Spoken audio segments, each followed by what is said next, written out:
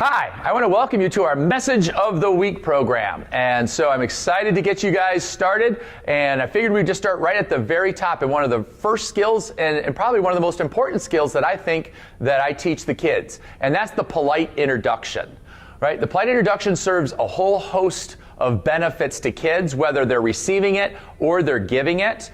So if your child is shy and timid, they're going to have a little tougher time, and so this is going to bring them up in the confidence level. If your child's already super confident, well, it's going to give them that tool that's going to make them even more confident, or better. I guess maybe they don't need more confidence, but better confidence to be able to engage with people on a social level.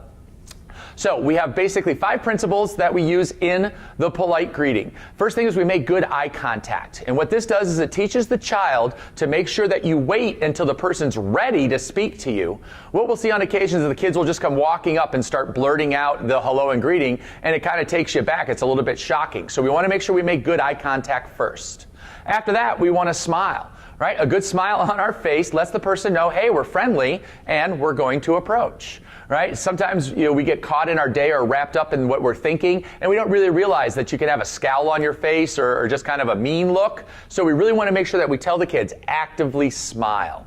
Right? Third step is going to be shaking hands. We don't want a dead fish, really weak hand, but at the same time we tell the kids we don't want that death grip. We don't have a problem too much with the death grip. Maybe 1 out of 25, 30 kids will try it. So we set the boundaries before they even start. No death grip, no dead fish, a good firm handshake.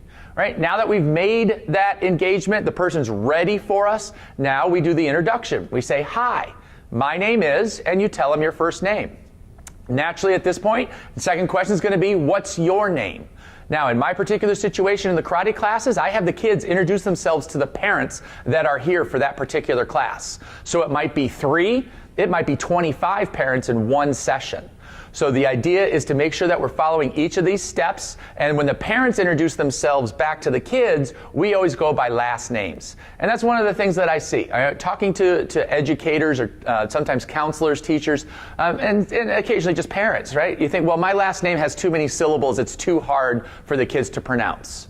I say hogwash. Kids are smart. If we set the bar high and we set expectations, they're going to meet them. Whether your name is 2 syllables or 5 syllables is irrelevant. They just need to practice it a little bit more. So we don't settle for mediocre. We don't dumb down what we expect. We set the bar. Right? And we're going to practice it until we get there. So it's just kind of a side note about using your last names when you're introducing. It's also kind of a dead art form. If you talk to our grandparents and generations before, it was a given, right? You never used anybody's first name unless you were really good friends. And so it's a good show or sign of respect, and I think it's important. So that's why we do it here at the karate school. All right? So we've looked them in the eye. We've smiled. We're shaking with the right hand. We've said, hi, my name is, what's your name? Now the next step is we say, well, I'm glad to meet you, and you use the person's name back. Right? This naturally shows that the person was listening and is able to respond back and carry a conversation, and they're not just kind of blurting out words and then taking off. And that's a lot of times where the kids start, right? This is brand new to them, and that's not a problem.